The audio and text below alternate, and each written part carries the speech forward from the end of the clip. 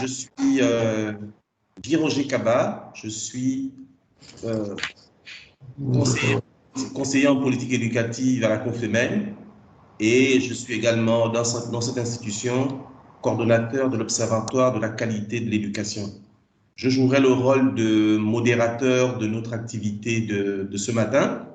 Je préviens les participants pour voir s'il y a des objections que notre conférence sera enregistrée. Y a-t-il des objections à cet enregistrement?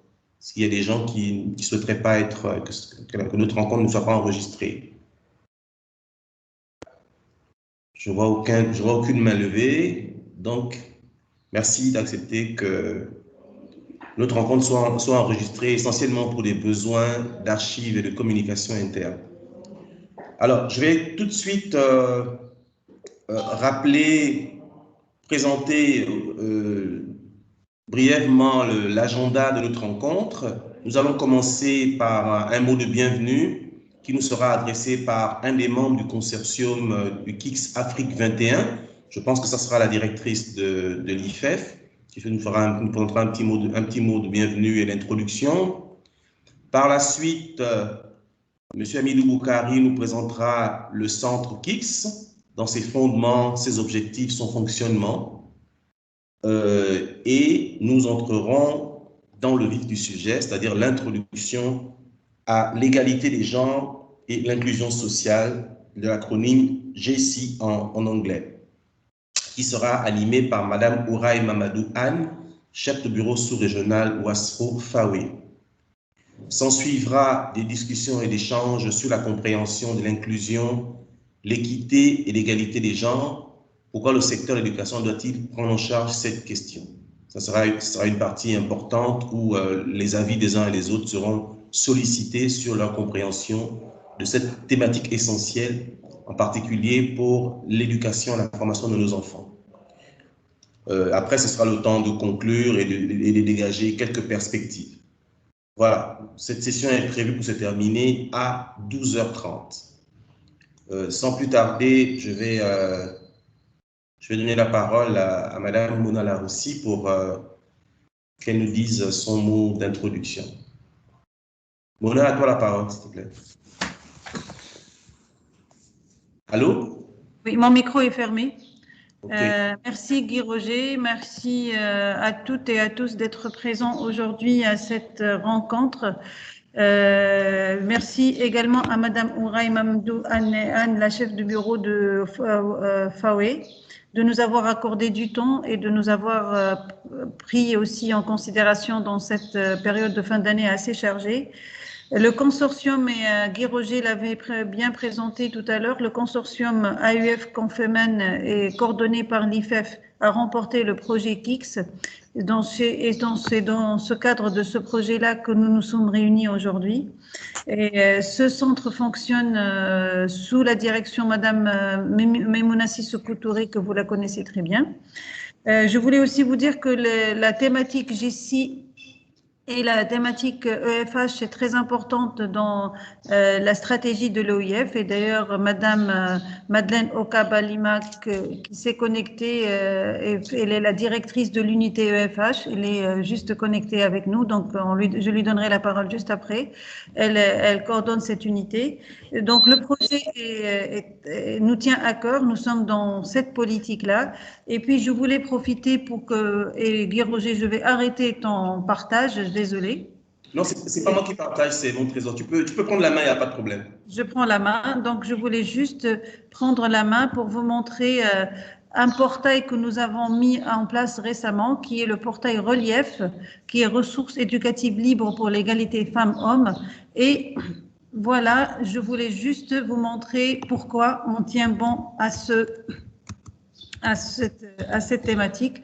Donc là, quand on va regarder la thématique et on va voir une fiche, donc c'est un portail de ressources et de bonnes pratiques pédagogiques dans la francophonie, et c'est un portail pour les enseignants leur permettant de trouver leurs ressources.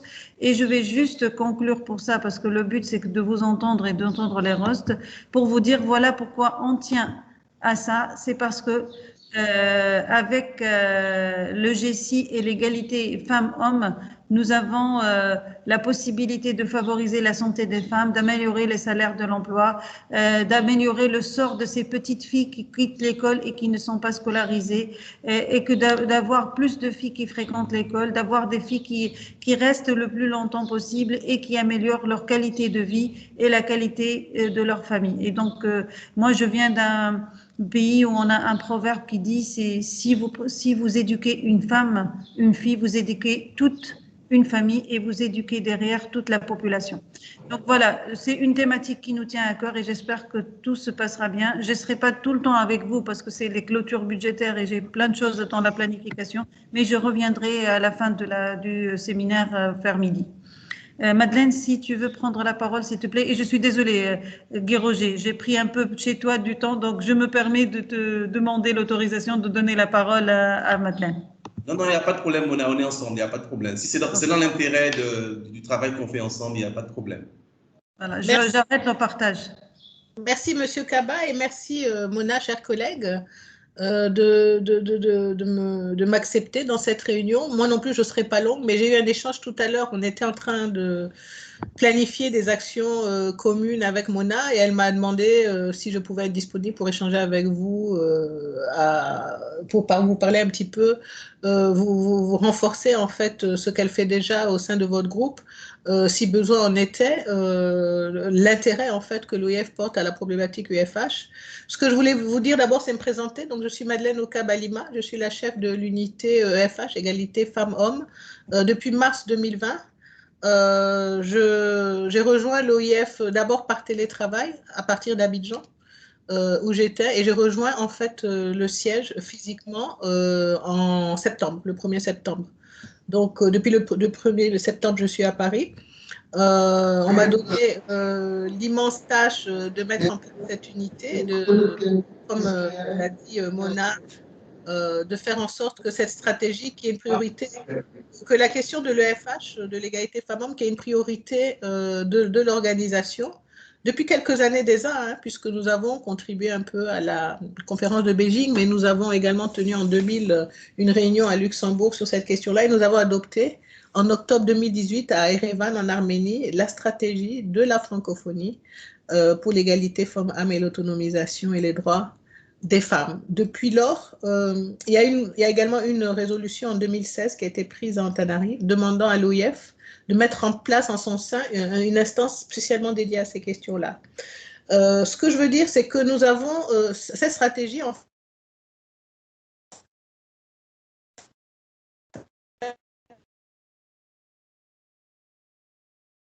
le troisième, c'est l'autonomisation.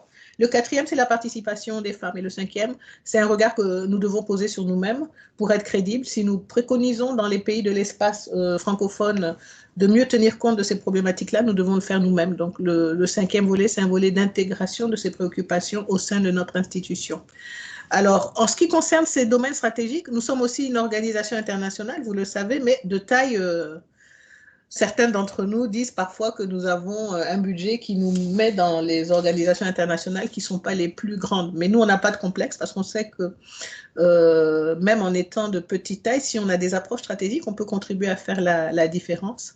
Et les domaines stratégiques que nous avons retenus dans toute cette palette de domaines où nous pouvons intervenir, c'est vraiment, et c'est le choix de Madame la secrétaire générale, en ce qui concerne l'égalité femmes-hommes, c'est vraiment la question de l'éducation et de l'autonomisation de la femme, parce que nous considérons que si nous appuyons sur ces leviers, on contribue à un développement non seulement plus égalitaire, mais au développement tout court. Parce que ce faisant, nous outillons la moitié de la population de l'espace francophone. C'est un peu ce que je voulais partager. La question de l'éducation, Mona le fait très bien. Et le portail est un exemple clé de ce que nous voulons faire. Ce que nous voulons faire, tenant compte et étant très conscient en fait de notre taille, mais également sans complexe vis-à-vis de nos avantages comparatifs. Nous savons que nous sommes un interlocuteur particulier dans l'espace francophone.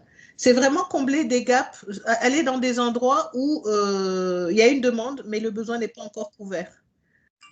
Et c'est le sens de toutes les actions qui sont menées par Mona, et c'est le sens aussi de ce que nous voulons faire avec elle en la renforçant dans cette approche-là, Et aussi, on voudrait soutenir la capitalisation des expériences parce que trop souvent, il y a des choses qui sont faites dans notre espace notamment et les autres qui commencent à réinventer la rue à côté alors qu'ils pourraient gagner du temps, de l'espace et beaucoup d'autres choses encore en s'inspirant en fait de ce qui est fait par ailleurs dans des contextes qui présentent de nombreuses similitudes.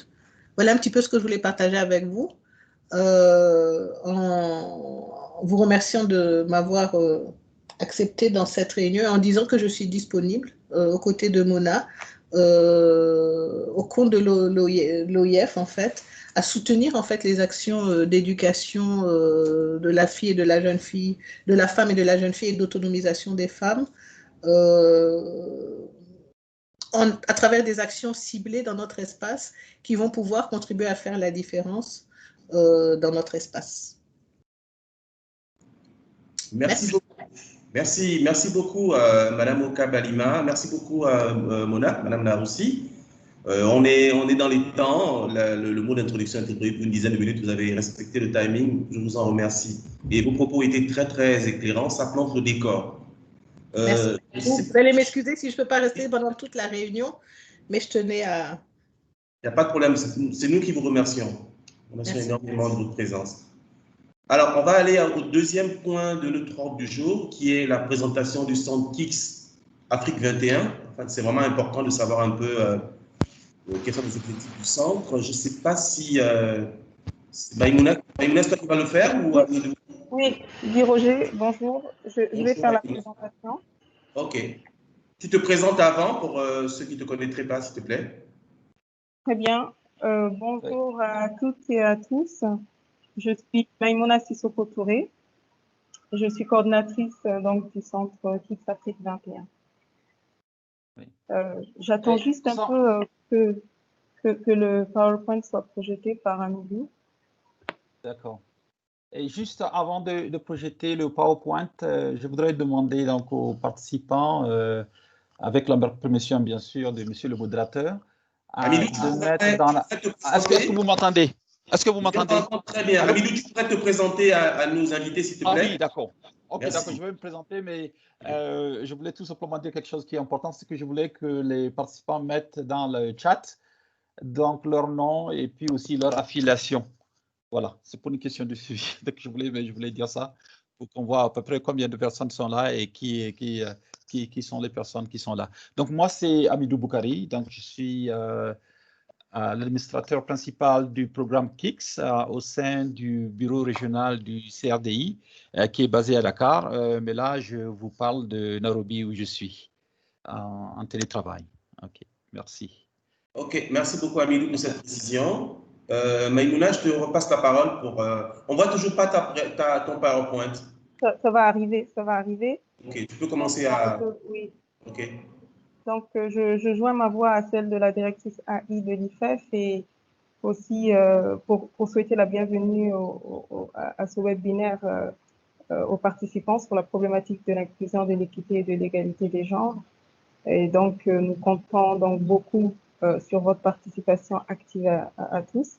Permettez-moi également de saluer la présence de la chef Unité Égalité Femmes-Hommes, Madame Madeleine Oka-Balima, à ce webinaire. Donc, sans plus tarder, je vais faire une brève présentation générale du KIX dont nous attendons le PowerPoint. Et comme Guy Roger l'a dit, on va donc faire un point sur le fondement, ses objectifs et son fonctionnement afin que vous ayez des informations qui vous permettront de mieux vous situer par rapport à ce webinaire. Le KIX, c'est donc une initiative conjointe du CRDI et du PME. C'est un important programme qui consiste à promouvoir le partage des connaissances et des innovations pour les 68 pays qui sont soutenus par le Partenariat mondial pour l'éducation. Le but du KIX, c'est fondamentalement de générer et de mobiliser des données probantes pour aider à renforcer les systèmes éducatifs de ces pays. Amidou, tu peux aller sur le slide suivant, s'il te plaît. Et comme vous pouvez le visualiser sur cette diapo, le KIX a deux mécanismes interconnectés. Dans le premier, KIX facilite l'échange direct des connaissances et le PME et le CRDI soutient 4 pôles régionaux pour rassembler les parties prenantes du secteur de l'éducation des pays membres, bien entendu, afin d'identifier les défis communs et de générer et partager des données et des idées.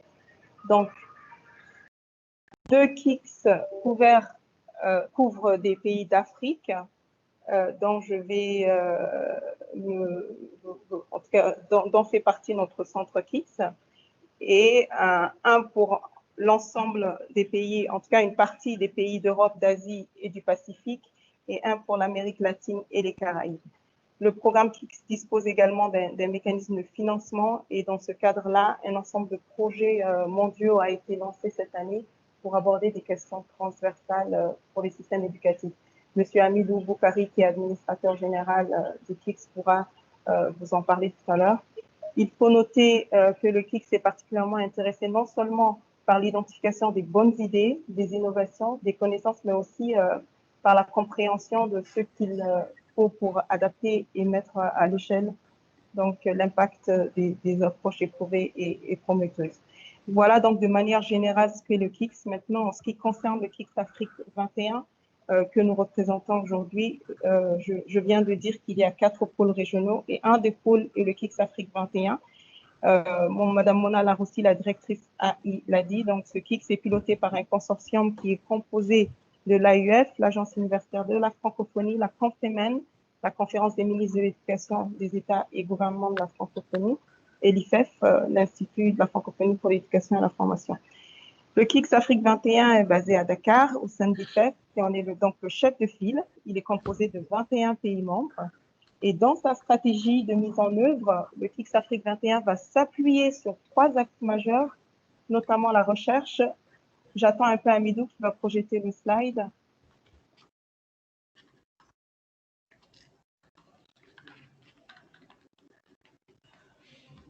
Hamidou, tu nous suis? Oui. Ah, merci. Merci beaucoup. Donc, je disais, dans sa stratégie de mise en œuvre, ce centre va s'appuyer sur 3 axes majeurs, notamment la recherche, dans une perspective donc, de valoriser la communauté de jeunes chercheurs, tout en travaillant, bien entendu, sur les thématiques d'intérêt commun aux différents pays membres. Il y aura un axe de renforcement de capacité aussi sur les problématiques majeures, comme celle qui nous réunit aujourd'hui, la question de l'inclusion, de l'équité et de l'égalité des genres, qui est une question fondamentale pour le programme et c'est une problématique transversale à toutes nos actions et activités que nous mènerons donc avec les pays. Le 3e axe porte sur le plaidoyer, la communication et le partage des connaissances et des innovations. Et cet axe est au cœur, n'est-ce pas, du processus et a également une dimension transversale aux autres axes qu'il sous-tend finalement. Pour terminer rapidement, comment tout ceci va être mis en œuvre? Nous allons identifier clairement 2 points d'ancrage. Hamidou, le prochain slide, s'il te plaît. Au niveau national, nous allons nous appuyer sur les groupes de coordination nationale du KIX, car le programme a une structuration au niveau national qui est en train de se mettre en place et qui, ce groupe aura pour rôle de nous aider à rendre le programme beaucoup plus pertinent aux priorités nationales et aux défis communs, et aussi très important de nous soutenir aussi pour regrouper et partager l'expertise nationale afin que d'autres pays puissent apprendre les uns des autres et surtout faciliter l'utilisation des preuves, des données et des connaissances provenant aussi de notre centre dans les dialogues politiques nationaux et aussi les processus de planification parce que notre but, c'est d'impacter, bien entendu, les politiques publiques d'éducation. Nous allons travailler aussi avec la société civile, les partenaires techniques et financiers. Et enfin, au niveau régional, il y a également notre groupe de référence régionale avec 3 zones représentées, donc l'Afrique de l'Ouest, l'Afrique centrale et l'océan Indien. Voilà, donc, de manière générale, le programme KIX est plus particulier, le KIX Afrique 21. Et nous sommes convaincus que ces débats seront extrêmement riches compte tenu, n'est-ce pas, de la présence parmi nous d'experts en la matière. Et j'ai eu à échanger avec certains avant le début de la conférence tout à l'heure et je m'en réjouis. Et je pense que pour cette conférence sur l'inclusion, l'équité et l'égalité des genres, en tout cas, c'est une première étape vers une série d'ateliers que nous comptons organiser pour approfondir justement la réflexion sur cette thématique d'une importance majeure dans le système éducatif. Donc, vos éclairages, vos propositions, vos expériences nous aideront à mieux cerner, n'est-ce pas, les attentes à ce niveau-là. Je vous remercie encore une fois pour votre participation. Guy Roger, je te redonne la parole. Merci beaucoup, Maïmouna, pour la clarté de ton intervention et puis surtout pour le respect du temps qui t'était imparti.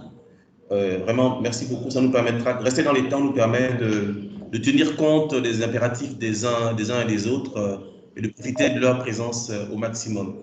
Je remercie tous ceux qui nous ont rejoints à cette conférence et je leur dis qu'on va rentrer dans le vif du sujet, notamment sur la thématique du genre, de l'égalité et de l'inclusion. Je donnerai donc la parole à Madame Ouraï Mamadou Anne, chef de bureau sous-régional Ouassro Fawe, qui va nous faire une introduction à la question du GESI, égalité des genres et inclusion sociale. Je ne sais pas si Madame Anne nous suit. Je lui donne la parole. Suis. Voilà, Madame. À vous la parole. Si vous pouvez activer votre micro, votre caméra pour qu'on puisse vous voir quand vous parlez et puis vous présenter très brièvement avant de commencer. Merci beaucoup. À vous la parole. Merci infiniment pour la parole. Je vais mettre la vidéo très brièvement parce que j'ai une connexion des plus instables. Donc, pendant que je me présente, je la laisse active et puis après, je vais la switcher. Je sais que ce n'est pas des conditions idéales en distanciel, mais des impératifs de connexion m'y obligent. Donc, je m'appelle Ouraï Mamadou Anne. Je suis la représentante du FAWE au bureau Afrique de l'Ouest et du Centre, basé à Dakar. FAWE est basé à Nairobi. C'est une organisation qui existe depuis près de 30 ans, 28 plus exactement. Le cœur de notre métier, c'est la promotion de l'éducation des filles et l'autonomisation des femmes, tout en n'oubliant pas qu'au niveau infranational, il y a beaucoup de disparités qui obligent aussi à travailler pour l'éducation des garçons, parce que dans certaines zones de notre continent, c'est plutôt les garçons qui ne vont pas à l'école. Alors ça, c'est brièvement la présentation du FAWE. Merci infiniment à l'IFEF et à la Confemen de nous avoir invités à cette rencontre. Étant donné que le genre est le cœur de notre métier, ce sera toujours un plaisir pour nous d'apporter tout appui qui serait jugé nécessaire dans ce domaine-là. Si vous permettez, je vais partager mon écran. Monsieur le modérateur. Vous pouvez y aller, madame. Vous pouvez y aller. Vous avez la main. D'accord. Alors, attendez. Hop, hop, hop, hop.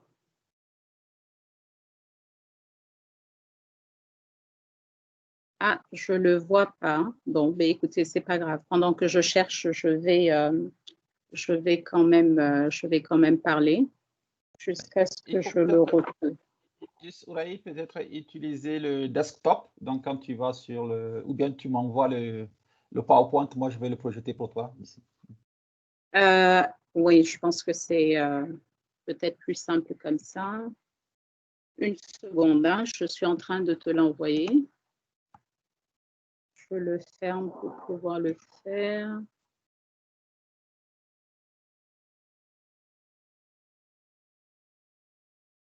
Et donc, ce qui m'a été demandé, c'est de parler un peu de l'égalité de genre et de l'inclusion sociale dans l'éducation et de faire ressortir également son importance pour le développement. Et il y a aussi un focus, enfin pas très exactement un focus, mais en tout cas intégré dans la réflexion la crise sanitaire actuelle de la COVID-19.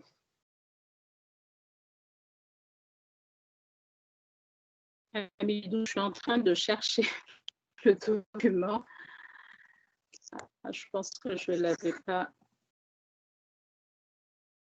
It's coming. Ah, genre et F21.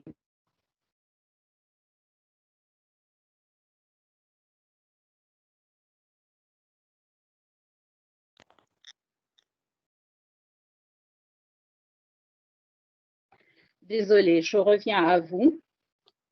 Donc, en attendant que Hamidou puisse projeter la présentation, très rapidement, en guise d'introduction, on va d'abord regarder les bases. C'est quoi le genre par rapport à une autre notion qui est la notion du sexe. Et donc, ça va être le sexe, c'est plutôt biologique, anatomique, quand la notion de genre renvoie plutôt à une construction sociale. Et donc, c'est une attribution. Quand on dit attribution, il y a quelqu'un qui attribue. Donc, on voit déjà qu'il y a une notion de pouvoir. Hamidou? Oui, allô? Tu disais quelque chose? Tomel, oui, d'accord. Il faut aussi peut-être fermer ta vidéo pour libérer la bande passante. Parce que ça c'est fait, hein? J'ai fermé ma... Ah, ok, c'est bon. C'est mieux? Oui, on vous entend mieux, oui, on vous entend mieux. D'accord, très bien. Donc, je vais reprendre. Je parlais donc qu'on va commencer, je disais donc, pardon, qu'on va commencer par les bases, à savoir une petite clarification conceptuelle sur ce qu'est le sexe par rapport au genre. Le sexe étant biologique, et donc les gens sont ou de sexe masculin ou de sexe féminin. On est vraiment sur le biologique, sur l'anatomie. Quand pour le genre, on fait plutôt référence à des rôles que les sociétés attribuent aux femmes et aux hommes. Et donc, c'est une construction sociale. Il est enseigné, il est acquis. Et à ce titre-là, il peut changer au fil du temps, tout comme il peut être renforcé. Alors, en termes de terminologie, et pourquoi est-ce important de se pencher là-dessus, c'est qu'il est quand même important qu'on ait...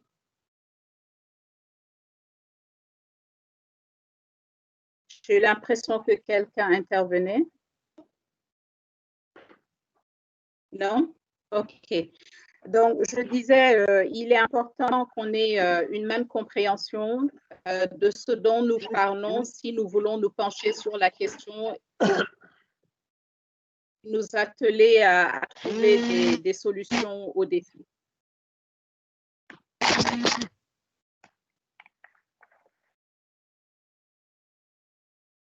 Et donc, il est question de concepts, les notions de genre et de sexe, on en a parlé. Il y a des analyses et des approches qui sont utilisées en matière de genre, et notamment la sensibilité au genre, la transformation, qui est une nouvelle approche qui vient compléter celle qui était là avant, à savoir les approches ciblées ou les approches intégrées.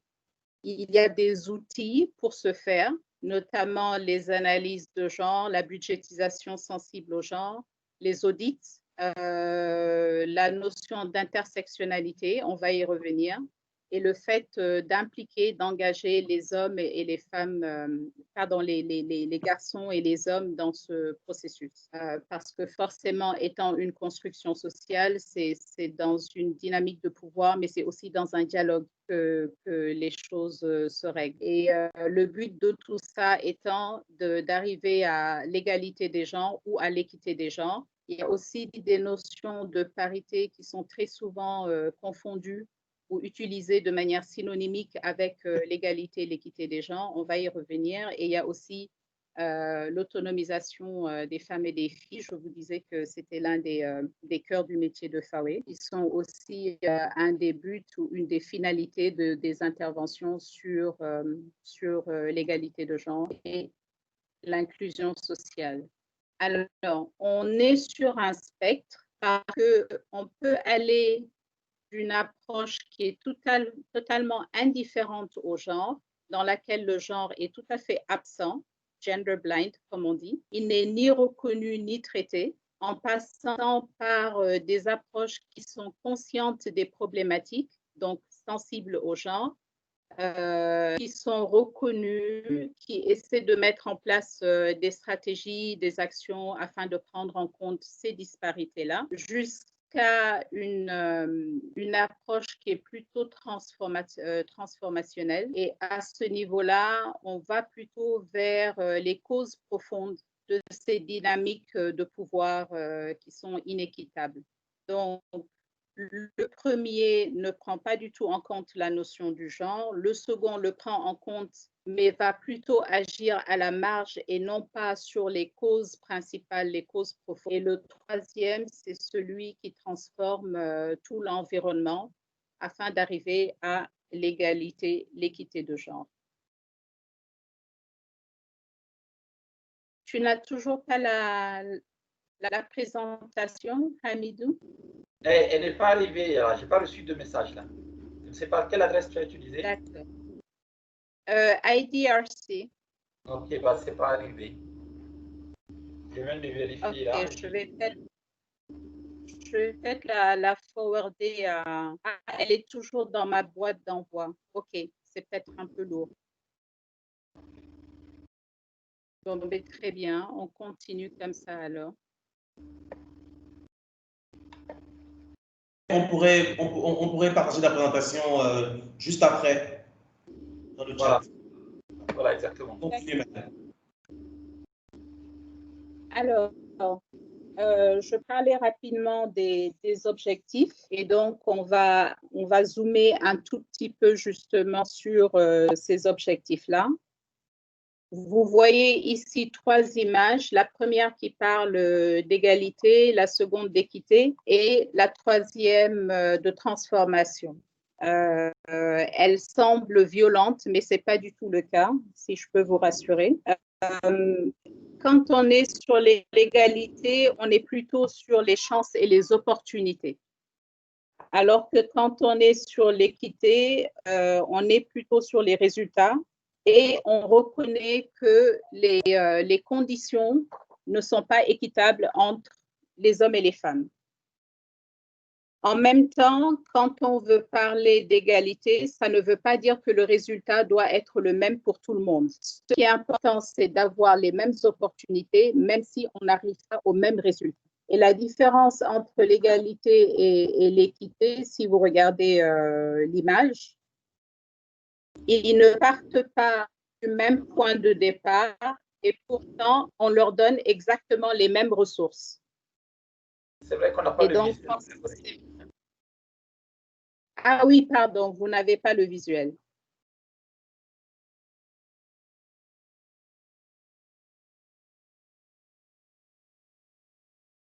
Je vais voir si c'est toujours dans ma boîte d'envoi. Désolée, hein. Je n'arrive pas à trouver le... Et c'est la boîte Gmail. Est-ce que vous pouvez essayer de partager directement? Ça ne marche toujours pas en partageant? Mais justement, c'est ça qui ne marche pas. Ok, d'accord. Mais de toute façon, vous pouvez continuer. Je n'arrive pas à retrouver. Je l'envoie sur le Gmail. Je vais voir si ça va marcher. Je n'arrive pas à retrouver le bouton de partage. Ok.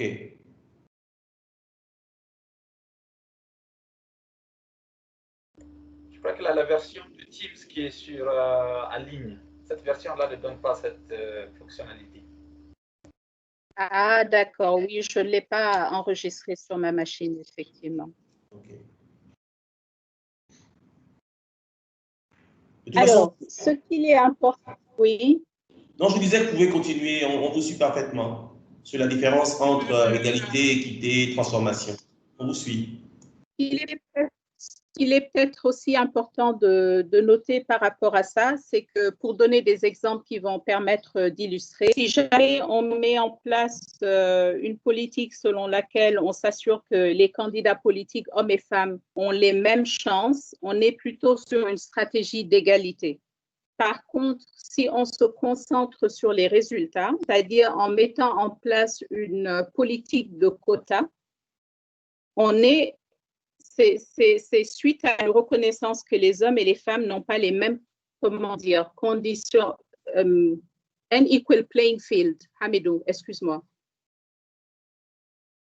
Hamidou, il n'est pas là. OK. En fait, que le point de départ n'étant pas le même, forcément, il y a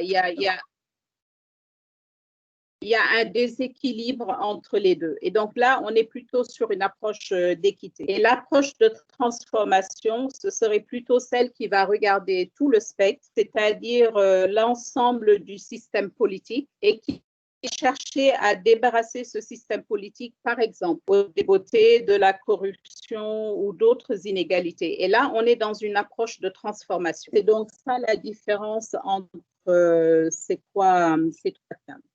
Alors, comment est-ce que ça se manifeste dans différents secteurs? On va venir au secteur de l'éducation, mais très rapidement dans le secteur privé. On se rend compte, par exemple, qu'on est presque au même niveau en termes de représentation de femmes dans les postes de management, d'encadrement supérieur.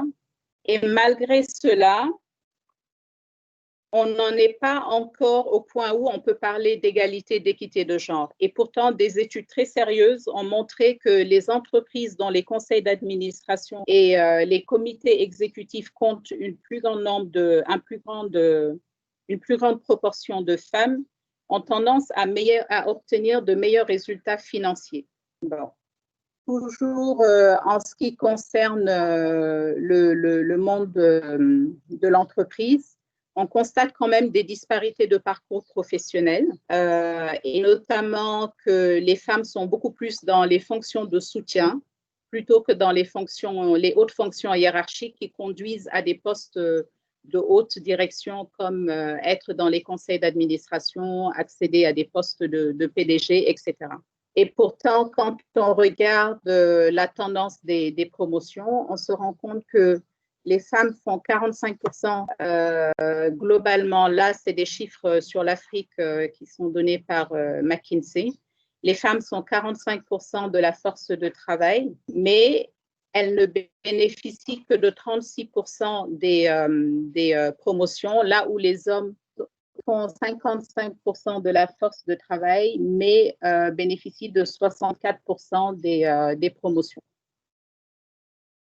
Et quand on regarde aussi le parcours des femmes, on se rend compte qu'il y a une très grande déperdition, de l'ordre de 18% entre les 47% de femmes qui entrent dans un métier quelconque. On est bien sûr sur des moyennes. À la fin, quand on regarde sur les postes de senior management, on se rend compte qu'elles ne sont plus que 29%. Donc, on a 18 points de déperdition entre les fonctions, entre l'entrée dans le métier et l'arrivée dans des fonctions de management intermédiaire jusqu'à arriver sur des fonctions de direction. Alors, quand on regarde ce qui se passe au niveau du secteur public, on se rend compte qu'il y a un quintuplement du nombre de femmes ministres sur une période de 30 ans. Ce qui semble être une bonne nouvelle, mais par contre, quand on va plus loin dans l'analyse, on va se rendre compte qu'elles ont plutôt des postes de services sociaux, entre guillemets, et qu'elles accèdent très rarement à des postes régaliens. Et pourtant, c'est là-bas que les décisions fondamentales se prennent. Pour ce qui est du Parlement, on a eu un doublement des femmes parlementaires en 15 ans. Et pourtant, pour arriver à une égalité ou une équité de genre, il faudrait doubler encore une fois ce chiffre-là. Et donc, s'il nous a fallu 30 ans et 15 ans respectivement pour arriver à ces résultats-là, vous pouvez imaginer le chemin qui reste encore à parcourir. Alors, si on en vient maintenant sur l'éducation, j'aimerais porter Est-ce que vous voyez l'écran? sur deux. Désolé. Désolé, Ouraï. Est-ce que je crois que maintenant, Oui. vous voyez le PowerPoint? Oui, on voit. Oui, on voit. D'accord. Oui, on voit bien. On voit le PowerPoint, c'est clair. OK. Et donc, il faut me guider, Ouraï, pour les diapos, parce que je suis un peu perdu là. Oui, d'accord. Est-ce que tu peux aller diapo 12, je pense.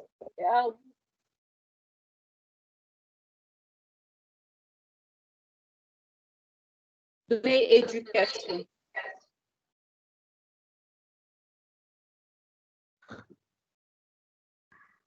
Allô, c'est bien la diapo, hein?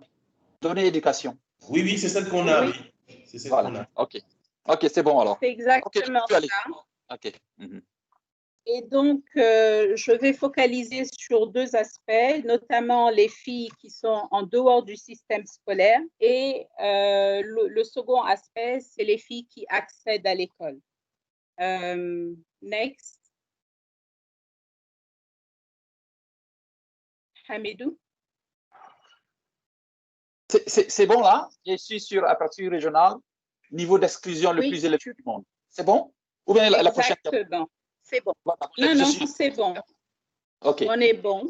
Et alors là, vous vous rendez compte quand même, je ne vous ai pas mis les chiffres globaux, j'ai juste concentré sur les chiffres en Afrique subsaharienne.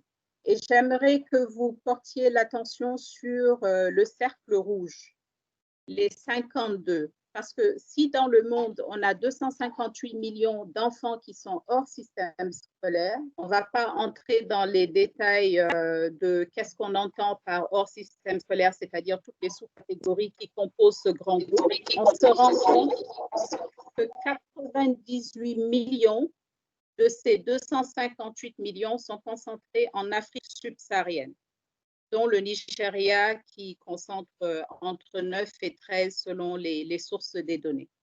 Alors, si on revient sur l'Afrique subsaharienne, parmi les 98 millions, on a 52 millions qui sont des filles, ou 54%. Et donc, vous voyez la double flèche qui montre les 52 millions et les 54%. Et cela veut dire, traduit autrement, que l'Afrique subsaharienne est la région avec le niveau d'exclusion le plus élevé au monde. Prochain, Hamidou.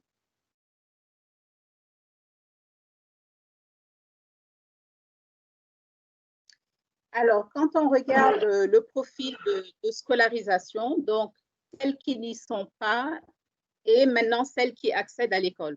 On pourrait penser, ben, c'est très bien, notre travail est fini, on les a amenés à l'école. Les données nous disent tout à fait le contraire. Et là, j'aimerais que vous regardiez le premier cercle, l'accès au primaire, on a 111. Et regardez la déperdition jusqu'à l'achèvement du secondaire. De 111, on se retrouve à 18. Voilà, par exemple, le parcours d'une cohorte. Et un deuxième élément qui est intéressant, c'est de se rendre compte que la plus grande déperdition se passe au primaire. On a presque une réduction de moitié entre les 111 et les 65 en fin de primaire. Et donc, c'est aussi des indications pour nous parce que ça nous permet d'avoir une approche beaucoup plus granulaire de ces questions de déperdition. On a toujours pensé que c'est au moment du secondaire, notamment le moyen et le secondaire, qu'on perdait beaucoup de gens, qu'il y avait un problème de transition à ce niveau-là. Et là, on se rend compte qu'à l'intérieur même du primaire, il y a une déperdition qui est assez importante. Et quand on va à un niveau de granularité qui est encore beaucoup plus important, on se rend compte qu'il y a certaines classes à partir desquelles on commence à perdre encore davantage de filles, liées bien sûr à des facteurs sociaux. Alors, le prochain, s'il te plaît.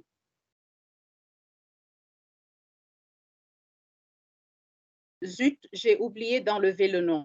Je suis désolée parce que je n'ai laissé que le nom des pays qui ne font pas partie de la région. Donc ça, c'est un outil qui est extrêmement intéressant. C'est un outil de l'UNESCO. Je parlais tout à l'heure d'intersectionnalité. On y est.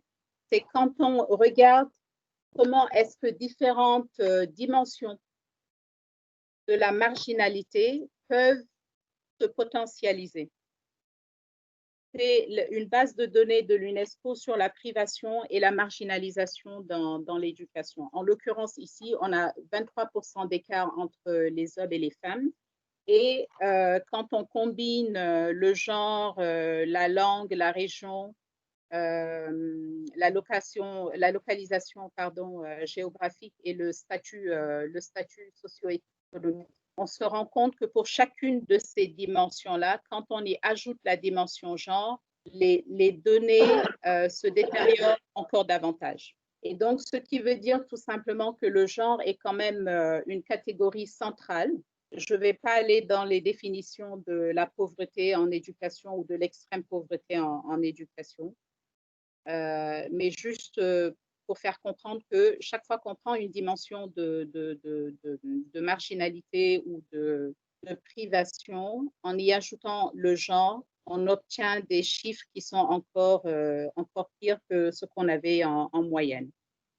Et donc, c'est ça qu'on appelle l'intersectionnalité, c'est-à-dire la combinaison de différentes ou le recoupement de multiples dimensions d'inégalités et qui sont exacerbées ici, en l'occurrence, avec la dimension genre. Alors, si on lit tout ça, on se rend compte, par exemple, ça c'est les données du rapport de suivi mondial sur l'EPT, que l'atteinte de la scolarisation universelle au Mali est différente pour les garçons et les filles. Et si on ajoute une autre dimension, à savoir la localité, elle arrive beaucoup plus tôt pour les garçons des villes, suivis par les filles, toujours de milieu urbain. Et ensuite, en 2081, pour les garçons des zones rurales. Et ensuite, en 2110 pour les filles des zones rurales. Donc, vous voyez bien ici, si on prend le point d'entrée qui est la localisation et qu'on y ajoute le genre, on se rend compte que dans chaque sous-catégorie, à savoir ville et zone rurale, quand on y ajoute le genre, c'est toujours en défaveur des filles. Alors, ça, on a l'exemple de ce pays, mais c'est une tendance qui est similaire pour la grande majorité des pays d'Afrique subsaharienne et notamment des pays de notre région, sauf peut-être pour le Cap-Vert. Et je ne sais pas si Sao Tomé et Principe, oui, Sao Tomé et Principe est aussi dans la région du Hub 21. Et c'est un pays où les parcours scolaires sont différents parce que c'est plutôt en défaveur des garçons qu'en défaveur des filles. C'est les deux exceptions qui me viennent rapidement comme ça à l'esprit à brûle pour point. Sinon, cette tendance, elle est valable pour les pays de la zone Hub 21. Et donc, si on revient à la moyenne Afrique subsaharienne, c'est plutôt en 2086 qu'on pourrait avoir une chance d'atteindre la scolarisation universelle. On commence déjà à se faire une idée de ce que ça veut dire de prendre en compte la dimension genre ou pas, et avec les autres dimensions de marginalisation ou de privation, le côté aussi inclusion, parce que l'ODD 4 demande une éducation inclusive qui ne laisse personne de côté. Alors, j'aimerais vous présenter ici un cadre d'analyse. Il y en a beaucoup. J'aime bien utiliser celui-ci parce qu'il a un avantage qui est qu'il montre à la fois les éléments visibles et invisibles. Et donc là, on est sur l'axe horizontal. À gauche, vous avez l'informel, l'intangible. Donc, c'est l'invisible. À droite, vous avez le formel et tangible, c'est le visible. Ensuite, sur l'axe vertical, il met en lien les changements. Donc, on va du changement individuel vers le changement systémique. Et donc, vous avez 4 cadrans. Très souvent, quand on s'occupe de défis dans l'éducation, on a tendance à plutôt regarder le cadran inférieur droit et très rapidement commencer à parler de règlements, de politique, de loi, ou alors on va aller au cadran supérieur, à droite, moment-là, on va mettre l'accent sur les ressources. On va mettre l'accent sur les ressources comprises comme ressources financières, mais aussi comme compétences, comme ressources intellectuelles. Et du point de à gauche, on a tout ce qui est invisible. Donc, dans le cadran inférieur, on a les normes sociales qui sont beaucoup plus importantes que tout ce qui se passe à droite. Donc, ça, c'est...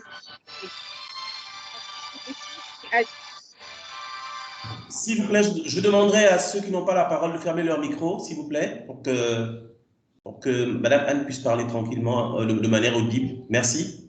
Vous pouvez continuer, Madame. Merci bien. Et donc, j'étais donc sur les deux cadrans qui se trouvent à la gauche. Le cadran inférieur sur les normes sociales qui est extrêmement puissant parce que c'est là-bas qu'on va retrouver tout ce qui concerne les traditions, les attitudes, les éléments profondément enracinés qui expliquent les pratiques discriminatoires, etc. Et un élément que nous avons tendance à négliger, et je peux comprendre que en tant que fonctionnaire au sein du ministère de l'Éducation, par exemple, puisque je pense qu'il y a beaucoup parmi nous dans l'auditoire qui viennent des ministères de l'Éducation, qu'on se pose la question de la pertinence du cadran 1, celui de la conscience. Il est extrêmement important et je vais vous montrer, je vais illustrer le propos avec un exemple. Le prochain, Hamidou, s'il te plaît. Voilà, merci bien. Les flèches montrent les liens qu'il peut y avoir entre les différents cadrans. On peut parler d'absence de politique sectorielle en ce qui concerne la violence basée sur le genre en milieu scolaire, qui est un des fléaux qui nous mine dans notre région. Pour expliquer cela par le fait que nous n'avons pas de personnes ressources pour sensibiliser les élèves. Le prochain lien, c'est entre les ressources et la conscience. À partir du moment où nous n'avons pas de ressources pour sensibiliser les élèves, on peut subodorer que les victimes ne connaissent pas leurs droits. Et quand les victimes ne connaissent pas leurs droits et qu'en plus la violence est tolérée et que les auteurs ne subissent pas de conséquences de leurs actes, on comprend que ces pratiques soient perpétrées. L'autre lien que l'on peut faire, c'est d'aller directement de l'absence de politique sectorielle vers le fait que les victimes ne connaissent pas leurs droits.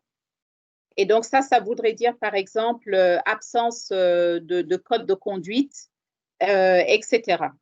Donc vous voyez, ce cadre est utile aussi bien pour définir les défis et les problèmes que pour définir les stratégies.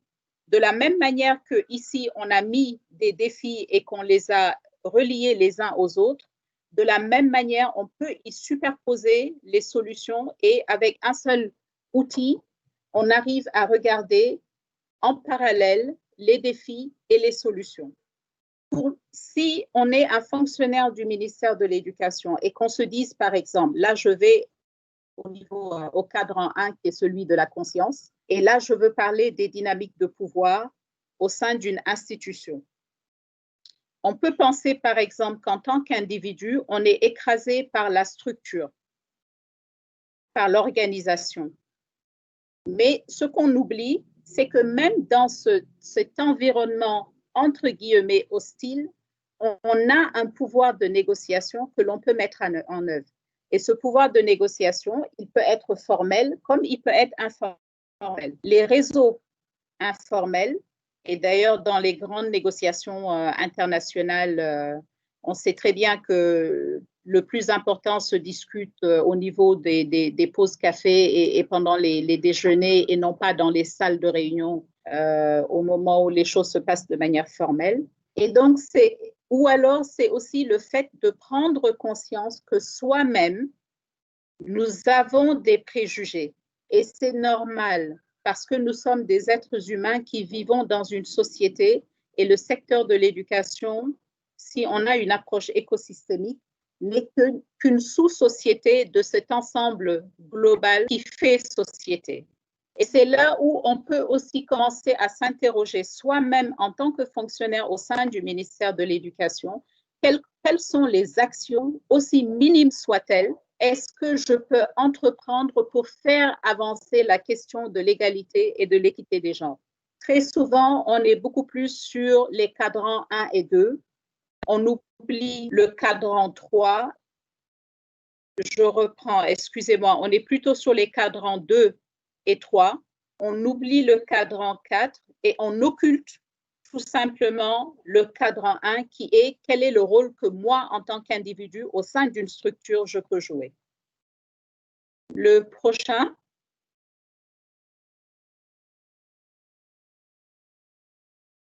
Hamidou. On peut passer au prochain, s'il vous plaît. Voilà. Alors, sur la base de ce que j'ai dit précédemment, on comprend que si on veut s'attaquer à la question du GESI ou de la GESI en bon français, on est obligé de travailler sur plusieurs dimensions en parallèle. En tout cas, si on est dans la notion de transformation et non pas seulement de s'arrêter au niveau de l'équité ou de l'égalité de genre. Il faut bien sûr aller au niveau politique, il faut aller au niveau école, il faut cibler les enseignants, il faut cibler également les communautés et enfin la fille elle-même. Le prochain, je vais, au sein du système, je pense que je n'ai pas besoin de développer, vous connaissez certainement mieux que moi.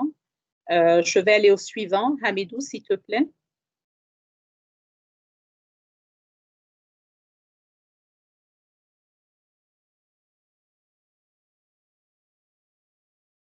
Alors, ça veut dire pour est-ce que le tu vois, FAWE, c'est bon? Oui, Okay. Oui, c'est bon, merci. Okay. Ça veut dire pour le FAWE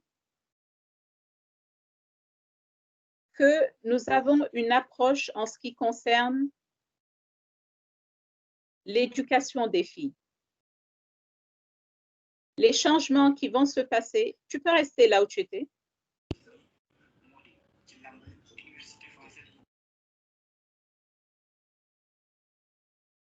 Hamidou, tu peux rester là où tu étais. One up. Voilà. Une chose est de s'assurer que les filles vont à l'école. Et une autre chose est de s'assurer qu'elles y restent, qu'elles apprennent, parce qu'on sait maintenant avec la crise de l'apprentissage que nous avons 250 millions d'enfants au monde qui sont à l'école et qui n'apprennent pas. Et donc, c'est ce qu'on a appelé la crise de l'apprentissage. Et parmi ces 250 millions qui sont à l'école qui n'apprennent pas, la moitié d'entre eux a 4 années d'enseignement primaire et ne maîtrisent pas les bases fondamentales. Et pour ce qui est de la zone francophone, je pense que le PASEC l'illustre à suffisance, et notamment le PASEC 2014. Et donc, je suppose que nous sommes tous impatients de voir ce que le PASEC 2019 va donner. Donc, les changements dans les communautés et les familles vont permettre aux filles d'aller à l'école, parce que la décision d'envoyer son enfant à l'école, elle revient quand même à la famille, à la communauté. C'est la demande sociale en éducation. Maintenant, une fois qu'elle y est et qu'elle rencontre un enseignant qui n'est pas conscient des besoins différenciés des garçons et des filles en matière de processus d'enseignement-apprentissage, elle va se décourager et certainement ou elle va abandonner ou alors ses performances ne seront pas à la hauteur. Et donc, c'est là où il est important de voir l'approche de transformation en vue d'atteindre l'égalité de genre et l'inclusion sociale comme une approche holistique qui travaille en même temps sur tous les leviers qui concourent à l'atteinte de ce résultat-là et à la réalisation de l'éducation des filles. Next.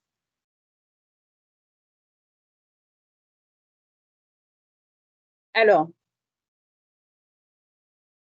une chose que nous avons découverte récemment, c'est les recherches du FAWE qui ont fait ressortir ça.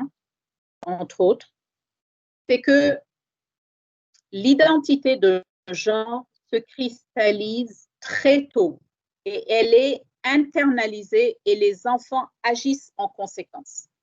Entre 3 et 6 ans, cette identité de genre est déjà fixée. Ça veut dire que les enfants eux-mêmes ont des attentes différenciées selon que je suis un garçon ou une fille.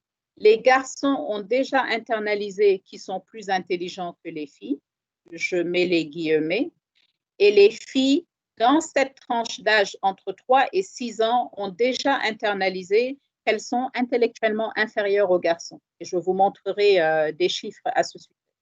Et donc, pour nous, il est extrêmement important d'agir dès la petite enfance, parce que la stratégie du FAWE, c'était de former, par exemple, les enseignants à la pédagogie sensible au genre, mais on les prenait à partir de l'élémentaire. Je suis maintenant dans l'ancienne structuration, c'est-à-dire le primaire. Parce qu'aujourd'hui, avec l'éducation de base, on a l'année 0 qui fait partie entre guillemets, du primaire. Donc, à cet âge-là déjà, il faut commencer. Ça veut dire que nous avons changé notre stratégie pour développer un manuel de formation des enseignants et des éducateurs de la petite enfance à l'égalité de genre. Mais ça veut également dire pour nous que promouvoir l'éducation des filles, c'est s'attaquer à 2 leviers. L'un des leviers est l'instruction. Et c'est ce à quoi on pense automatiquement en pensant à l'école. C'est un lieu d'instruction. Mais le second levier qui est tout aussi important, c'est l'autonomisation des filles. Et nous avons des exemples à suffisance qui montrent que on pense avoir réussi l'éducation des filles. Elles sont arrivées jusqu'au lycée, elles sont même à l'université, elles font des études brillantes de sciences et elles gardent quand même en elles un fond d'insécurité intrinsèque et aussi par rapport aux capacités supposées des hommes. Alors, comment est-ce que ces messages se cristallisent très rapidement? Il ne faut pas penser que c'est seulement le message exprimé explicitement, le message verbal ou écrit. Le non-verbal est tout aussi puissant. Et ce non-verbal-là fait beaucoup de dégâts, malheureusement, excusez-moi pour le mot trivial. Et il peut prendre plusieurs formes. Next, Hamidou.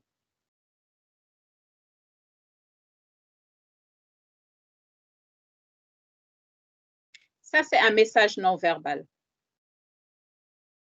C'est tiré d'un manuel tanzanien. Que l'on sache lire ou pas, le message, il est très clair. Les hommes apportent l'argent et les femmes s'occupent des enfants. Le prochain.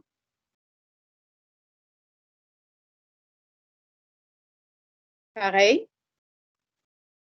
Les hommes forts face, ou les garçons et les hommes forts, si vous voulez, face aux filles et femmes, aux jolies filles et femmes.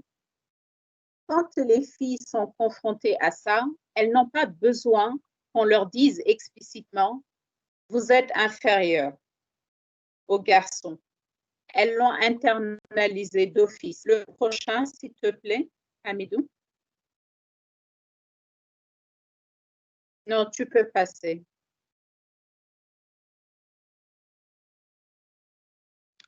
Voilà. Un petit florilège. Ça, c'est des enfants sierra-léonais en 4e année primaire qui ont été interrogés. Je vais juste attirer votre attention sur ce que j'ai marqué.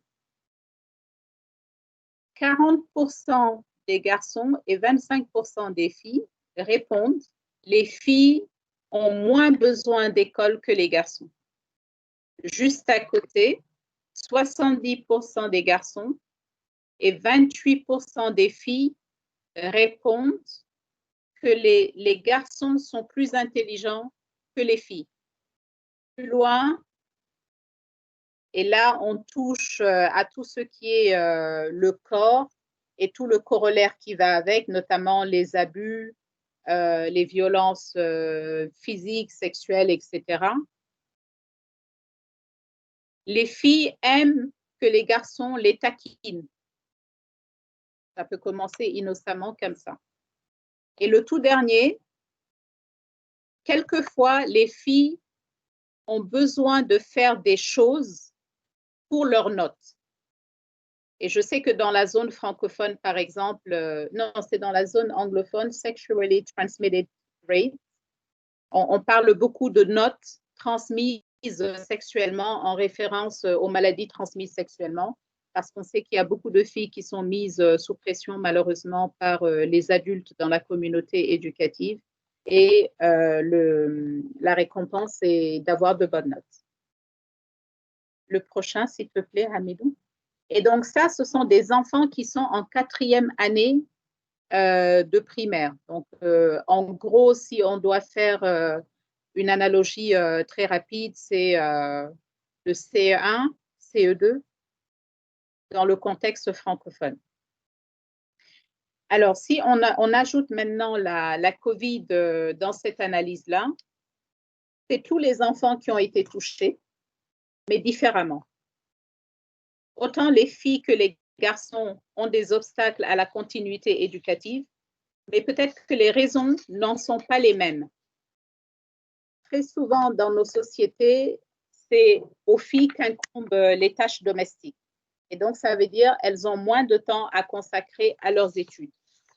C'est également aux filles qu'incombent les soins pour les parents qui sont malades ou bien les membres de la famille qui sont malades. Un deuxième élément qui diminue le temps qu'elles peuvent consacrer aux filles. Et en ces temps de Covid où les revenus des ménages se sont beaucoup détériorés, très souvent, on peut aussi leur demander d'aller faire du petit commerce, etc., pour améliorer un tout petit peu le revenu des ménages. Autant d'éléments qui font qu'elles n'ont pas de temps à consacrer à leurs études. L'exposition aux violences est amplifiée. On a des chiffres qui nous montrent une explosion des grossesses précoces. Beaucoup de services ont été suspendus, l'alimentation scolaire, la protection des enfants, etc. Et il y a un risque accru d'abandon. Ça, c'est une leçon que nous avons apprise des crises d'Ebola et de choléra. Et on sait aussi qu'en temps de crise, très souvent au sein du ministère de l'Éducation, l'égalité de genre devient la variable d'ajustement. On va vous dire non, non, non, on n'a pas le temps de s'occuper du genre, on a la crise sécuritaire. Non, non, non, on a la crise sanitaire, on n'a pas le temps de s'occuper du genre. Alors, déjà, le budget de l'éducation est en danger, mais si en plus, en termes d'allocation intrasectorielle, on pense que le genre est la variable d'ajustement, on voit tout de suite les premiers éléments où les coupes sombres vont s'opérer dans le budget du secteur de l'éducation. Next. Alors, les points à garder à l'esprit. On est dans une nouvelle approche. On a beaucoup parlé de parité. On a beaucoup parlé des filles, mais le genre s'éloigne justement de cette... avant les ODD, on mettait plutôt l'accent sur la parité. Aujourd'hui, on est sur l'égalité de genre. Et ça veut dire que le genre est supérieur à se pencher sur les problématiques des filles. C'est se pencher sur les problématiques des filles et des garçons. Ici, en l'occurrence, j'ai mis l'accent sur les filles parce que c'est la problématique dans notre région, avec les exceptions que j'ai citées tout à l'heure. Et dans d'autres régions, notamment au Maghreb, la problématique est inverse, notamment au niveau de l'enseignement supérieur. Et après, quand on va dans le monde du travail, ça s'inverse de nouveau et les filles se retrouvent en défaveur. Mais enfin, ça, c'est une autre question. C'est pas parce que les filles gagnent que les garçons perdent, et c'est pas parce que les garçons gagnent que les filles perdent. Donc, il faut pas voir ça comme étant un jeu à somme nulle. Et enfin, comme je le faisais ressortir avec l'intersectionnalité, on ne peut pas examiner le genre de manière isolée. Alors, à quoi tout ceci aboutit? Le prochain slide, s'il te plaît, Hamidou. Ça, c'est une étude qui a été réalisée par le PNUD. C'était le rapport régional sur le développement humain. Et c'est très intéressant à plusieurs titres. Parce que ça nous dit que le fait de ne pas avoir pris en compte adéquatement la question de l'égalité de genre a un effet direct sur la richesse produite dans notre région. Et si vous regardez bien la carte, et ce qui est beaucoup plus intéressant d'ailleurs, ce n'est même pas les chiffres individuels des années, mais regardez la pente de la flèche. Et c'est préoccupant. Ça veut dire que depuis les années 2000, nous perdons en richesse parce que nous ne prenons pas en charge la question du genre ou nous la prenons en charge de manière très imparfaite.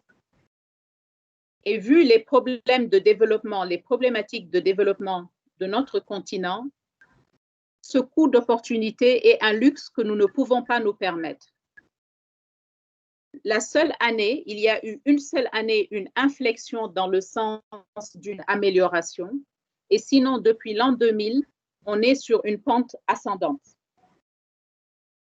Et donc, ça veut dire que, autant pour des raisons personnelles, autant pour des raisons de retour sur investissement pour la communauté, pour la famille, pour la fille elle-même, autant pour des raisons d'arrêt de la transmission intergénérationnelle de la pauvreté, autant pour des raisons de richesse nationale, il est dans notre intérêt de nous pencher sur ces problèmes d'égalité de genre. Ceci, bien entendu, si nous ne sommes pas convaincus par l'approche droits humains, parce que c'est la première qui devrait nous amener à nous pencher sur cette question. Si cela ne nous convainc pas, une approche purement utilitariste devrait nous amener à nous pencher sur cette question et à essayer d'y trouver des solutions idoines. Voilà, je vous remercie. Merci beaucoup, Madame Anne. Merci beaucoup. Un exposé très riche, très documenté. Désolé à nos invités, désolé pour nos invités pour toutes les questions de partage, mais la communication va vous être partagée. La communication va être partagée à tout le monde. Vraiment, je vous remercie. En temps normal, pour des questions de timing, je me serais permis de vous rappeler le temps, mais là, votre exposé était tellement percutant, tellement documenté et tellement sensibilisant. Je ne sais pas si c'est correct en français de le dire, mais vraiment, merci beaucoup. Et je vais pas me risquer à un résumé qui pourrait déformer, qui pourrait être un prisme déformant pour la compréhension des invités.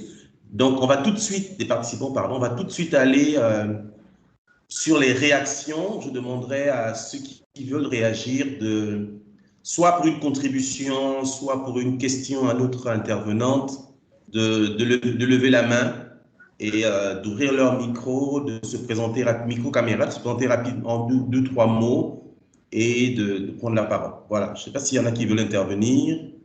Je ne vois pas de main levée. Est-ce qu'il y a des questions, des éclaircissements? Ok, alors, Madame Memouna Sissoko Touré. Non, je vais commencer par Monsieur Olivier Tanqueux. Memouna, excuse-moi, je donne la parole à monsieur, un des participants. Excuse-moi. Monsieur Tanqueux, vous avez la parole. Merci pour la parole. Allô, vous m'entendez?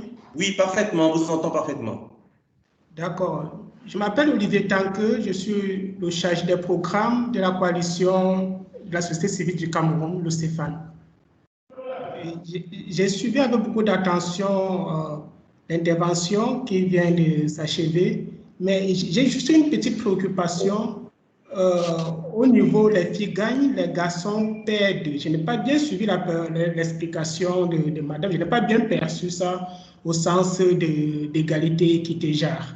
C'est-à-dire le genre n'est pas un jeu à somme nulle, qu'est-ce que ça signifie exactement si je m'abstiens à la logique selon laquelle il faut se rapprocher du 50-50, comme on le dit souvent, 50-50. Cela suppose que d'un côté, il y aura une balance quand même qui va se jouer. Mais quand il dit personne ne perd, personne ne gagne, je n'ai pas bien compris cette explication. Merci, c'est un peu éclairci à ce niveau. OK, merci monsieur Tanque pour cette question. Madame Anne va vous répondre. Maïmouna? Oui, merci beaucoup Guy Roger. Ce n'est pas une question. Je voudrais tout simplement remercier particulièrement Madame Ourey Mamadou Anne qui a accepté de faire cette présentation. Une présentation très claire, riche d'informations et d'éléments concrets comme tu l'as mentionné, Guy Roger Kaba. Je rappelle ici, pour ceux qui ont fait la conférence de route, on va dire ça comme ça, que Madame Anne est chef du bureau sous-régional OASRO et de FAWE. Et je salue donc cette collaboration avec cette organisation qui œuvre depuis plusieurs années sur le terrain africain et notamment francophone sur ces questions d'inclusion, d'équité et d'égalité de genre. Merci. Merci beaucoup, Maïmouna. Je ne sais pas s'il y a une autre question. Oui, Amidou? Amidou, tu as la parole? Allô, Amidou? Amidou, tu m'entends? Tu peux ouvrir ton micro? Amidou? Voilà, c'est ce que je voulais faire là, oui. Okay. Ça m'a pris du temps pour... Je suis sur deux appareils en fait. J'ai mon téléphone et puis l'ordinateur. OK. Voilà, je voudrais aussi donc m'associer à Maïmouna pour remercier Madame Ourey Anne Mamadou pour cette brillante présentation. Je crois qu'elle a vraiment fait le tour et elle nous a, comment on dit, challengé, mais je ne sais pas quel est le terme en français, défié dans le sens où en même temps qu'on écoute tous ces concepts et leurs implications sur toutes les stratégies, toute notre programmation au niveau de l'éducation pour faire face à cette problématique qui est avec nous depuis des années où on n'arrive pas à faire participer les filles, les femmes dans le développement non seulement économique et social, mais aussi de nos systèmes éducatifs. Et donc, l'idée ici pour moi, c'est que puisque nous sommes entre éducateurs, entre agents de l'État qui essaient de travailler et d'améliorer la situation dans nos pays par rapport à cette question du genre en éducation et surtout les différentes stratégies d'inclusion, c'est de demander maintenant aux participants de partir sur la base de leur expérience propre dans leur pays pour nous parler un peu de quelles sont les problématiques. Vous avez entendu toutes ces, surtout le cadre qu'on nous a présenté, que d'habitude, on se concentre beaucoup plus sur les ressources et sur les politiques, et que même ça, en fait, on n'arrive pas à aller encore dans d'autres domaines, et donc du domaine du personnel, et aussi des normes sociales. Donc, c'est pour ça que je voudrais qu'on engage une discussion, et c'est l'occasion aussi de le faire, parce que avec nos participants, c'est de nous dire, selon leur point de vue, quels sont actuellement les freins donc, au développement, ou en tout cas de différentes approches pour essayer de régler ce problème-là. Je sais qu'on a des politiques, les politiques, elles sont là, il y a des stratégies qui sont en place, mais ça ne marche pas. Et on voudrait savoir pourquoi. Donc, c'est la question, moi, que je voudrais poser aux participants. Merci beaucoup, Amidou, de lancer le débat. Je ne vois pas de main levée. S'il n'y a pas de réaction tout de suite, je donnerai la parole à notre intervenante, notre conférencière, pour qu'elle puisse répondre à la demande d'explicitation de M. Tanque sur la question de jeu à somme nulle. Ce que les garçons perdent, ce que les garçons gagnent ne constitue pas une perte pour les filles. Voilà, je vous donne la parole. Merci infiniment. Ça me permet effectivement d'expliciter davantage ce que je disais. Hamidou, tu veux bien remettre la carte, s'il te plaît? Quand je dis que ce n'est pas un jeu à somme nulle, ce qu'il faut comprendre, c'est que l'éducation des filles, et je pense que c'est la directrice de l'IFEF il disait ça dans son mot d'introduction. Et même dans beaucoup de nos pays africains, on dit souvent que quand on veut éduquer une nation, il faut éduquer une fille. C'est-à-dire que, pour prendre des exemples très triviaux et qui viennent d'ailleurs d'autres secteurs, dans la microfinance, on s'est rendu compte que les meilleurs payeurs, c'était les filles. Elles avaient un taux de remboursement qui était autrement plus important que celui les femmes, pardon, qui avaient un taux de remboursement qui était autrement plus important que celui des hommes. Et quand on regardait à quoi les femmes dépensaient l'argent auquel elles avaient accès, elles le dépensaient pour la santé de leurs enfants, elles le dépensaient pour l'éducation de leurs enfants. Et donc, on voit tout de suite que sur le moyen à long terme, la stratégie de mettre l'accent aussi sur l'éducation des filles pour qu'elles ne soient pas à la traîne, elle est payante pour la fille elle-même parce que sa famille sera en meilleure santé et mieux éduquée. Et donc, le papa avec. Sa famille sera mieux nourrie et donc le papa avec. Que ça a un effet sur la communauté. Donc, ça passe de la fille elle-même qui a accès à des revenus à sa famille qui est en meilleure santé, mieux nourrie et mieux éduquée, à la communauté, au pays. Parce que je pense que j'ai mis cette carte pour frapper les esprits et pour montrer quel est le lien entre le genre, l'équité et l'égalité de genre et les perspectives de développement de l'Afrique.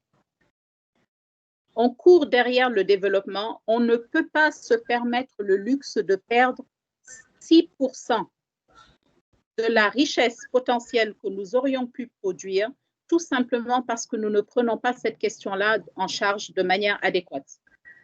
Et donc, oui, au début, comme pour toute politique volontariste, ça veut dire des réallocations budgétaires, et à tous les niveaux d'ailleurs, ça veut dire une réallocation budgétaire intersectorielle parce qu'il va falloir augmenter le budget de l'éducation. Ça veut dire une réallocation budgétaire intrasectorielle parce que le niveau d'appropriation des ressources au sein du secteur de l'éducation doit être revu parce que, au-delà de la question du genre, c'est encore davantage le statut socio-économique qui explique l'appropriation des ressources au sein de l'éducation. Voulant dire, les catégories sociales les plus aisées, les catégories favorisées sont ceux qui accèdent davantage aux ressources publiques en éducation, alors que ce sont celles qui en ont le moins besoin. Donc, toutes ces questions d'équité, d'inclusion doivent être revues. D'accord? Ça voudra dire que si on dépensait 10 francs pour tout le monde, on prendra peut-être 1 franc supplémentaire à ajouter afin de s'assurer de l'égalité de genre. Et ensuite, il ne faut pas oublier que quand on est dans l'égalité de genre, au niveau national, c'est toujours en défaveur des filles, la plupart du temps, pour ne pas dire dans l'écrasante majorité des cas. Mais rappelez-vous ce que je vous disais au début. Au niveau infranational, souvent, dans les zones minières, par exemple, de nos pays, le coût d'opportunité pour envoyer un garçon à l'école est élevé et donc le garçon va travailler à la mine. Il ne va pas à l'école. Une intervention d'égalité de genre va se pencher sur les obstacles à l'éducation de ce garçon-là et va mettre en œuvre des stratégies qu'il va falloir financer. Et donc, c'est comme ça qu'il faut voir la question. Ce n'est pas je prends à Paul pour donner à Jacques ou inversement, c'est comment est-ce que je m'assure d'une allocation équitable des ressources.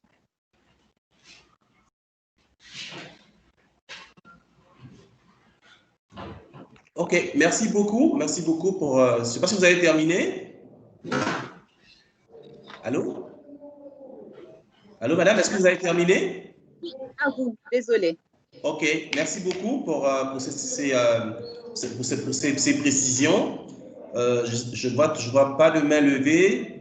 Alors, je vais me permettre de lire quelques commentaires sur le chat, sur la conversation, pardon, parlant en bon français. Madame Oka Balima nous dit que l'autonomisation et l'éducation de la fille est un duo gagnant. Le pouvoir néfaste des stratégies sexo-spécifiques qui promeuvent, sans les verbaliser, la domination masculine. Je voudrais pouvoir avoir la présentation. Ok, la présentation sera partagée, il n'y a pas de problème pour ça. On a un point de vue du Tchad, où on nous précise que le ministre de l'Éducation vient de valider une stratégie nationale sur l'eau, hygiène, assainissement en milieu scolaire qui sera vulgarisée dans les écoles pilotées par le projet WASH. Piloté par le projet WASH. Alors, cela boostera le taux de participation des filles, surtout les constructions des latrines qui répondent aux normes, etc., etc. Merci beaucoup pour cet avis qui nous vient du Tchad. On a les appréciations de la conférence, les appréciations de la qualité de la conférence. Donc, si vous avez des questions, vous pouvez soit continuer à les poser sur le chat ou alors demander à prendre la parole. Je ne vois pas de réaction, je ne vois pas de main levée. Y a-t-il des questions, des précisions? Monsieur Tanqueux redemande la parole, je vous la redonne. Monsieur Tanqueux, allez-y. Okay. Merci une fois de plus. C'est juste pour dire merci aux éclairages de madame par rapport à ma préoccupation de tout à l'heure. Surtout que je partage avec elle que dans la plupart des cas, si je m'abstiens au cas de mon pays, le Cameroun, beaucoup d'opportunités d'envoyer les garçons à l'école est plus élevée que beaucoup d'opportunités d'envoyer les filles à l'école. Ceci d'autant plus que nous venons de boucler avec une étude dans la partie septentrion du Cameroun et cette hypothèse a été véritablement confirmée et surtout avec les raisons socio-culturelles qui donnent priorité d'envoyer les enfants à l'école. Donc, j'ai bien compris les éclairages et je dis grand merci pour cela. Et si vous me permettez, je voulais enchaîner avec le débat qui a été lancé sur les cas de chaque pays, notamment je ne sais pas si on va appeler ça les freins ou les obstacles de l'éducation inclusive. Je ne sais pas si c'est déjà le moment, c'est à vous de me rassurer pour que j'enchaîne avec. Vous pouvez enchaîner, M. Tanqueux. Vous pouvez enchaîner. D'accord. Je dis merci. Dans mon pays, depuis novembre 2019, notre gouvernement a amorcé le processus d'élaboration de la politique nationale de l'éducation inclusive. Donc, un pan ou alors une avancée qui est très salutaire et qui est très encouragée par la société civile que nous sommes. Ceci d'autant plus que nous connaissons tous la pertinence de la thématique de l'éducation inclusive, très encadrée par la cible 4-5 de l'ODD 4.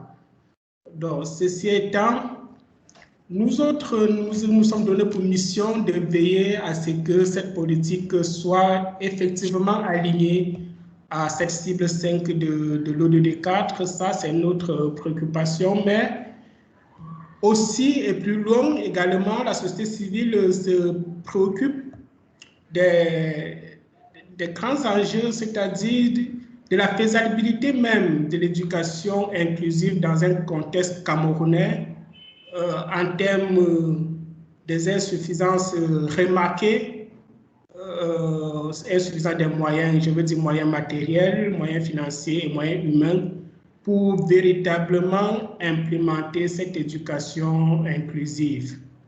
Bon, je vais commencer d'abord par la politique qui encadre cela.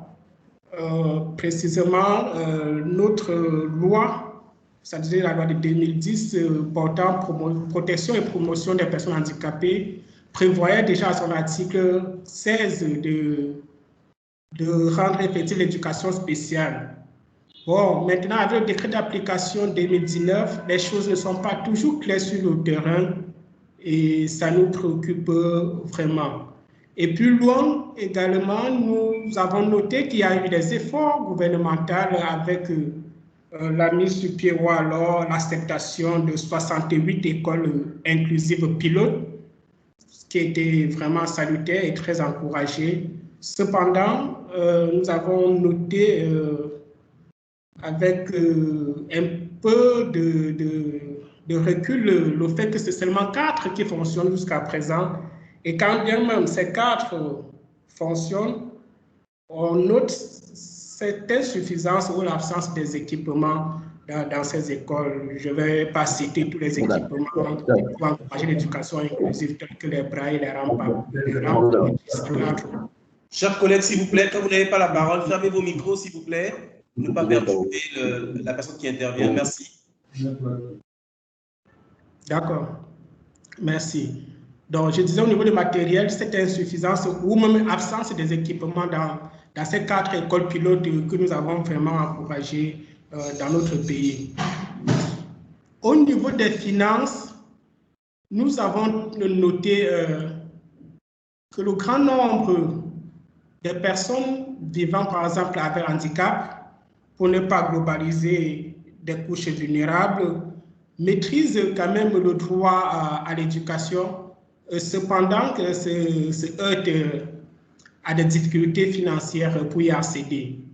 Et là, ça nous amène à poursuivre notre plaidoyer qui vise que le gouvernement vraiment puisse respecter ses engagements d'allouer une bonne partie du budget vers les dépenses publiques au secteur de l'éducation, à défaut d'atteindre les 20% reconnus par la norme internationale, mais franchir au moins la barre de 18,5% tels qu'ils se sont engagés à la conférence de Dakar en février 2018 lors du lors de la conférence de mobilisation des ressources du partenariat mondial pour l'éducation.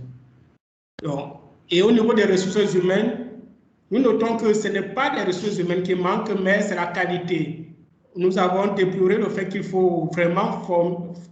En fait, nous avons encouragé qu'il faut former des enseignants spécialisés pour ces questions d'éducation inclusive dans nos écoles spécialisées qui forment des instituteurs ou des enseignants, entre autres, et voir renforcer les différents curricula de formation. Donc, je ne vais pas monopoliser la parole, mais voilà quelques briches pour parler un peu des réalités de mon pays de façon vraiment globale. On pourra revenir au niveau des détails si le temps nous permet, mais voilà lancer en quelques mots quelques obstacles ou alors mécanismes, propositions que pour relever ce défi de faciliter l'accès de tous sur les mêmes pieds d'égalité à l'éducation. Je m'arrête d'abord à ce point en attendant les réactions des uns et des autres pour pouvoir enrichir le débat. Merci beaucoup. Merci beaucoup, M. Tanque, pour ces précisions sur l'expérience du Cameroun sur la question du genre, de l'équité. Est-ce qu'il y a d'autres réactions? Sur la conversation, je vois Fassou Balakondé qui suggère de mettre l'accent sur la formation des enseignants à la pédagogie sensible au genre pour l'ensemble des pays d'Afrique subsaharienne. Il y a une réaction de Madame Anne. En effet, l'éducation intergénérationnelle est importante en tant que... Bon, donc vous pouvez lire le chat. Je reviens autour de la table pour voir s'il y a des réactions. C'est vrai qu'on a débordé un peu sur le temps qui était imparti. Oui, Amidou. Amidou, je te donne la parole. Amidou, ton micro. Ok, est-ce que vous m'entendez là? C'est bon? Là c'est bon, c'est parfait. Voilà. Bon, je voudrais simplement dire que on n'a pas pu vraiment avoir le temps d'avoir un débat, mais puisque ce webinaire, c'est le premier sur une série que nous espérons qui va être longue, donc c'est d'essayer de voir avec les participants comment nous pouvons nous organiser pour organiser encore d'autres webinaires sur la question du genre. Donc, je voudrais faire tout simplement une proposition. C'est de dire qu'avec toutes les problématiques qu'a soulevé notre conférencière, c'est de voir si nous pouvons travailler sur le cadran. Donc, sur les 4. On peut les prendre un à un et avoir des sessions beaucoup plus focalisées donc sur toute la question, par exemple, de la conscience. Quelles sont les différentes stratégies qui sont, par exemple, mises en œuvre dans les pays pour aborder cette question où on va à un changement de mentalité. La question, ensuite, on peut aussi aller sur la question des normes. Regardez aussi là, qu'est-ce qui peut être fait dans le secteur de l'éducation. Et ensuite, maintenant, d'aller revisiter encore certaines de nos stratégies en ce qui concerne donc les ressources et aussi les politiques, et commencer à questionner, c'est-à-dire trouver des problèmes aux solutions. C'est-à-dire qu'il y a beaucoup de solutions qui sont là, mais elles sont problématiques. Donc, comment est-ce que nous pouvons le faire? Donc, si nous pouvons nous organiser pour avoir au moins 4 webinaires dans les semaines à venir, bon, disons, ce sera certainement dans le premier trimestre ou le premier semestre de 2021, ce serait l'occasion. Donc, je voudrais juste avoir peut-être un retour sur cette idée, si elle est bonne, et si elle n'est pas bonne, s'il y a d'autres suggestions qui sont peut-être meilleures. Donc, c'est le sens de mon intervention. Merci beaucoup, Amidou, pour nous esquisser un peu les next steps, enfin les prochaines étapes qui sont envisageables. Je pense qu'il s'agit de propositions vraiment intéressantes. Ce que je pourrais dire, moi, c'est que il sera important d'adresser cette question du genre selon les 3 axes prioritaires de notre centre KIX, c'est-à-dire la recherche, notamment en nous appuyant sur les données du PASSEC. Tout à l'heure, Madame Anne a parlé de résultats PASSEC 2019. Je profite de l'occasion pour dire que ces résultats seront publiés ce lundi dès 9h30 GMT et qu'il sera possible, on partagera le lien pour participer à distance sur la présentation des résultats PASSEC. Et là-dedans, la question du genre est abordée autant pour les élèves, c'est-à-dire on a traité la question de la différence entre les performances entre les garçons et les filles. Il y a aussi dans notre rapport un modèle explicatif sur les différences qui sont rencontrées. Nous sommes allés plus loin dans ce PASSEC 2019 par rapport à PASSEC 2014, parce que nous avons regardé aussi chez les enseignants, nous avons enquêté sur les connaissances et les compétences des enseignants. Et là aussi, il est possible de regarder les différences entre hommes et femmes en mathématiques, en langue d'enseignement, et de regarder les facteurs explicatifs de ces différences et surtout de déboucher sur les pistes de réflexion et d'action. Donc tout ça, ça va servir de base, de données probantes pour asseoir nos réflexions sur l'axe 1 qui concerne la recherche. Voilà. Donc on pourrait s'appuyer sur les données du PASSEC. On pourrait aussi s'appuyer sur le travail du programme Apprendre de l'AUF. On pourrait s'appuyer également sur les travaux de l'IFADEM, de l'IFEF pour la recherche et aussi pour le deuxième axe qui est le renforcement des capacités. Donc je pense que ça ouvre toute une infinité de possibilités, comme a dit Amidou, pour nos prochaines communications. Et il y a aussi la question du plaidoyer à faire au niveau du pays. Moi, je travaille à la Confémen, qui est vraiment un organe politique. Donc, cette question du plaidoyer va être prise en compte dans le cadre du programme du centre KIX Afrique 21. Donc, voilà ce que je voulais dire un peu comme une synthèse, en même temps ouverture sur ce qui pourrait se passer dans le futur.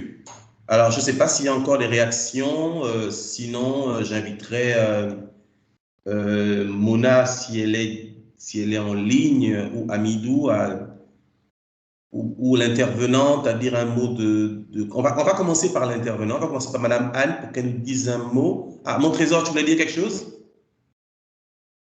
Mon trésor, tu voulais dire quelque chose? Oui, c'était juste pour dire que c'était pour parler puisque M. Amidou a évoqué la question de voir comment est-ce que d'autres sections pouvaient être... Tu pourrais te présenter rapidement, s'il te plaît? Ah, ok. Conan, mon trésor de l'IFEF, je suis... bon, c'est un cours. Je suis en charge des questions liées à la communication pour le centre KIX Afrique 21. Donc, je suis basé à Dakar, notamment à l'IFEF, là où se trouve le centre. Donc, pour aller dans le sens de monsieur Boukari, je dis qu'un formulaire sera partagé dans le fil des discussions où les uns et les autres pourront laisser des contacts mail sur lesquels on pourrait rebondir et partager des informations, mais également les différentes présentations durant le webinaire. Merci. Merci beaucoup, M. Kouassi. Donc, je donnerai la parole à notre intervenante, Mme Anne, pour qu'elle nous dise un petit mot conclusif avant que Mme Mona Laroussi ne conclue notre rencontre. Je vous donne la parole, Mme Anne.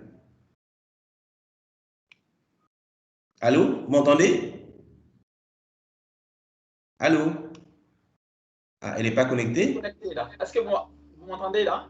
Oui, on t'entend, oui. On t'entend, oui. Amidou, on t'entend. Elle vient de m'appeler sur WhatsApp, elle est déconnectée. Ok, il n'y a pas de problème. Ok, on va donc passer au mot de conclusion. Je ne sais pas si Mona est connectée. Est-ce que Mona est connectée?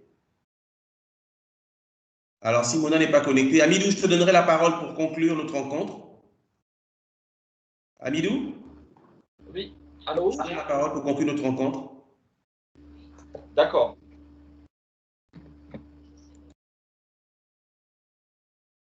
Ton micro est fermé. Tu peux y aller? Là, c'est bon. Tu peux y aller? D'accord. OK. OK.